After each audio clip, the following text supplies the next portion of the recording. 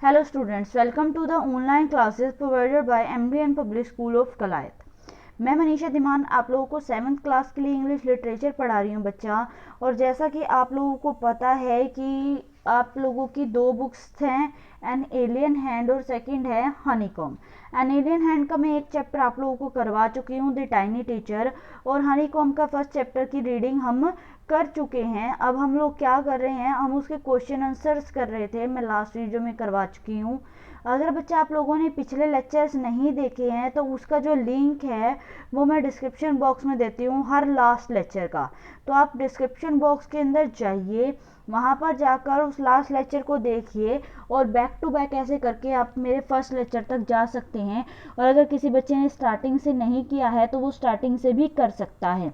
मैं आप लोगों को एक चीज़ और बता दूं कि आप लोगों ने दो फेयर नोटबुक्स बनानी है। एक आपकी बनेगी हनीकॉम के लिए, दूसरी आपकी बनेगी एन एलियन हैंड के लिए। अगर किसी बच्चे के पास मोटर रजिस्टर है तो वो उसी में से दो पार्ट कर सकता है। ठीक है, दो पार्ट्स कर लीजिए, उसमें हाफ एक बुक के लिए और दूसरी हाफ एक बुक के लिए। ठीक है, तो आप ऐसे करेंगे। उसके बाद बच्चों अपनी राइटिंग साफ रखें। उसके अंदर लास्ट कोई लेक्चर नहीं देखा है तो लिंक डिस्क्रिप्शन बॉक्स के अंदर है। और इसी चैनल पे मैंने एक वीडियो भी बनाई हुई है कि आपने नोटबुक कैसे प्रिपेयर करनी है अलग से, उसके लिए मैंने आपके लिए बनाई हुई है। आप क्या करेंगे, उस वीडियो को देखेंगे और साथ के साथ उसके डिस्क्रिप्शन बॉक्स एरो को जब नीचे करेंगे तो डिस्क्रिप्शन बॉक्स ओपन हो जाएगा। उस डिस्क्रिप्शन बॉक्स में मैंने आप लोगों के लिए बहुत इन्फॉर्मेशन दी हुई है, जैसे मैंने date, day, chapter name, number, writer का नेम, वर्ड मीनिंग, ऐसे लाइनें लगाई हुई हैं। वो सब कुछ क्या है उसके अंदर मैंने लिखा हुआ है, तो आप क्या कर सकते हैं, वहाँ से उसको देख सकते हैं। और थर्ड थिंग इज़ दैट कि अगर किसी बच्चे को कोई टॉपिक नहीं समझ आ रहा है, कोई सेंटेंस फॉर्मेशन में प्रॉब्लम है, या कोई वर्ड की हिंदी नहीं समझ आई, कोई रीडिंग में प्रॉब्लम है, कोई भी स्टोरी नहीं समझ में आई, तो आप मुझे बताएं, मैं कमेंट बॉक्स में आंसर करूँगी। अगर आपको फिर भी समझ नहीं आता है तो मैं अपनी वीडियो में आप लोगों के लिए दोबारा वो चीज़ बता दूंगी। ठीक है बच्चे। अब कल हम लोग क्या कर चुके हैं, परसों हम लोगों ने किए थे ये वर्ड मीनिंग इसके। आई होप सो कि आप उस फेयर नोटबुक में लिख चुके होंगे। और उसके बाद कल हम लोगों ने इसके शॉर्ट क्वेश्चन किए थे, 4 शॉर्ट क्वेश्चन। ठीक है, ये 4 शॉर्ट क्वेश्चन हम यहाँ तक कर चुके हैं। आज हम इसको आगे कंटिन्यू करेंगे। ओके बच्चा, तो अब हम लोग करते हैं 5th question. Did the wise man win the reward, if not why not. अब वो कह रहा है कि जो वाइज मैन था यानी बुद्धिमान आदमी थे, जितने आए सबके सब आए, इतने सारे लोग आए वहाँ पे किंग को आंसर देने के लिए, तो क्या किंग ने उनको रिवार्ड दिया? और इफ नॉट, अगर नहीं दिया तो क्यों नहीं दिया भाई? क्यों नहीं दिया बच्चा? इसलिए नहीं दिया क्योंकि किंग को किसी का भी आंसर सेटिस्फाई नहीं लगा। देखना ये कैसे कैसे आंसर आए हैं, हमने क्वेश्चन में करे। कोई कह रहा है इंपॉर्टेंट पर्सन कौन है, तो वो कहते हैं कि डॉक्टर है, कोई साइंटिस्ट है, ऐसे बोल रहे हैं। और कोई कहता है इंपॉर्टेंट चीज़ क्या है, तो कोई कहते हैं साइंस है, कोई कहता धर्म, वर्शिप, रिलीजियस है, ये सारी चीज़ें बोली। तो ये सब कुछ क्या था कि इनको सेटिस्फाई नहीं कर पाया। तो इसीलिए हमारा जो आंसर है वो क्या बनता है कि नो, बिकॉज देयर आंसर, नहीं बिकॉज, क्योंकि देयर उनके जो आंसर्स थे, उत्तर थे, वर सो डिफरेंट, वर सो यानी कि बहुत ज़्यादा, डिफरेंट यानी कि अलग, उनके जो उत्तर थे वो बहुत अलग थे। दैट द किंग, इसीलिए राजा, वाज नॉट सेटिस्फाई, जो किंग था, नॉट सेटिस्फाई, वो क्या नहीं हुआ, संतुष्ट नहीं हुआ, विद देम, उसके क्या थे, आंसरों से। तो इसीलिए क्या था, जो वाइज मैन थे उन्हें रिवार्ड क्यों नहीं मिले, क्योंकि जो किंग था वो उनके आंसर्स जो थे सबके वो डिफरेंट थे। और दैट, इसीलिए क्या था, किंग उनके आंसर से क्या नहीं हुआ, सेटिस्फाई नहीं हुआ उनके साथ।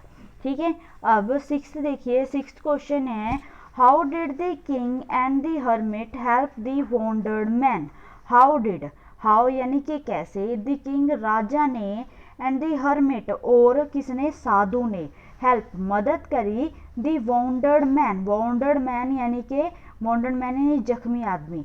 जो किंग था और जो साधु था उसने उस वाउंडर्ड मैन यानी जख्मी आदमी की मदद जो थी वो कैसे करी। द किंग जो राजा था, एंड हर्मिट और जो साधु था, रिमूव्ड हिज क्लोथ, रिमूव्ड यानी उतारना, हिज क्लोथ उसके जो कपड़े थे, अपर क्लोथ थे, वो उतार दिए पहले तो। फिर क्या किया, वॉश्ड हिज वाउंड, वॉश्ड यानी कि धोना, हिज यानी उसका, और वॉन यानी कि क्या, उसका जख्म, और उसके बाद उसने क्या किया, उसके जख्म को धो दिया। And dressed it, dressed it means कपड़े पहना के तैयार करने से नहीं है, ड्रेस्ड का मीन यहाँ पर है कि मरहम पट्टी करना। और उसके बाद किंग और हर्मिट ने मिलके क्या की, उसकी मरहम पट्टी कर दी।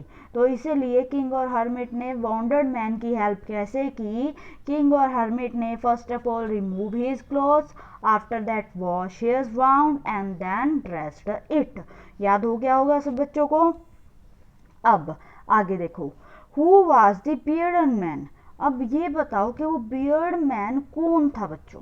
वो जो बियर्ड मैन था जिसकी बड़ी बड़ी दाढ़ी थी, वो किंग का क्या था और क्या लगता था। The beard man was an enemy, जो बियर्ड मैन था यानी दाढ़ी वाला आदमी था, वाज था, एन एनिमी, एनिमी यानी शत्रु, of the king, king of means का, वो किंग का क्या था, शत्रु था। तो क्या आंसर बनता है, the beard man was an enemy of the king. 7 question एक बार आप दोबारा रिवाइज करेंगे मेरे साथ ताकि आपको याद हो जाए। First of all, what was the king want to know answer to 3 question? The king want to know answer of 3 question क्यों चाहता था? Because he might never fail in life. उसके बाद जो मैजिशियन की एडवाइस क्यों दी थी, एडवाइस इसलिए दी थी because magician can look into the future and tell the right time for doing a right thing. उसके बाद जो एडवाइस दी, सेकंड क्वेश्चन में का जो आंसर दिया, कौन सी चीज़, कौन पीपल्स थे जो किंग के लिए मोस्ट इम्पोर्टेंट थे, तो उसमें क्या आंसर आया, एडवाइस मिली किंग्स काउंसिलर, उसके priest, doctor, soldiers would most important. और मोस्ट इम्पोर्टेंट थिंग क्या थी, उसके लिए आंसर आया study of science, fighting, religious worship, या फिर ये सारी चीज़ें उसके लिए क्या थी, मोस्ट इम्पोर्टेंट। उन सारे वाइज मैंस को रिवार्ड क्यों नहीं मिला, बिकॉज जो उनके आंसर्स थे वो सो डिफरेंट, बहुत डिफरेंट थे, और king was not satisfied with them. How did king and the hermit help the wounded man? They both removed his clothes, washed his wound and dressed it. Who was bearded man? Bearded man क्या था, enemy था किसका, king का। The bearded man was an enemy of the king. उसके बाद 8 question देखो, Why did he ask for king's forgiveness? उसने king से, जो वो वॉन्डर्ड मैन था, उसने किसके लिए, why did he ask for the Kings forgiveness, forgiveness यानी कि माफ़ी, सारा कुछ पिछला भूल जाना। तो उस आदमी ने किंग की माफ़ी जो थी वो उससे क्यों मांगी, ठीक है, क्या रीज़न था उसके पीछे, ये था he was the Kings enemy, he was वह था, किंग्स एनिमी राजा का दुश्मन, एंड वॉन्टेड, एंड और वॉन्टेड चाहता था, टू किल हिम उसे मारना, बट लेकिन द किंग राजा ने सेव्ड बचा ली, हिज लाइफ उसकी लाइफ, सो ही इसीलिए वह asked for the Kings forgiveness, इसीलिए उसने राजा से पूछा किस चीज़ के लिए, फॉरगिवनेस उसकी माफ़ी के लिए। तो समझ आया बच्चों इसका क्या आंसर हुआ, why did he ask the king for, ask the Kings forgiveness, कि उसने राजा की क्या की, फॉरगिवनेस माफ़ी के लिए राजा से क्यों पूछा, बिकॉज वह आदमी जो पर्सन था बियर्डन मैन एनिमी था किंग का, और वॉन्ट क्या चाहता था, किल द किंग, और आफ्टर दैट बट किंग ने क्या किया, saved his life, so he asked for the Kings forgiveness, इसीलिए क्या किया, किंग से उसने क्या किया, फॉरगिवनेस माफ़ी की क्या मांगी, भिक्षा मांगी कि वो क्या करे, वो उसे माफ़ कर दे। ये आप लोगों के नेक्स्ट 4 क्वेश्चन है। मुझे ये होप है कि आप, मैंने जो 8 क्वेश्चन करा दिए आपको मेरे साथ ही याद भी हो गए होंगे। डेली टू डेली, और साथ ही साथ आप यहाँ तक अपनी फेयर नोटबुक में लिख भी चुके होंगे। कोई अक्षर ब्लर हो, कोई वर्ड ना समझ आया हो, किसी टाइप की कोई प्रॉब्लम हो बच्चा, you can comment in comment box, ठीक है। आप कमेंट करो, आराम से करो, ठीक है, कोई प्रॉब्लम नहीं, मैं इसका आंसर ज़रूर दूंगी आपको, ठीक है। उसके बाद नहीं आपने वीडियो पिछली देखी, नहीं हिंदी की है, लिंक डिस्क्रिप्शन बॉक्स में है, बैक टू बैक लेक्चर्स में जाके आप उसे कर लीजिए। फिर नोटबुक बनाना स्टार्ट कर दीजिए। 2 नोटबुक लगाइए, एक मोटा रजिस्टर है तो उसके 2 पार्ट कर लीजिए। Okay, thank you students.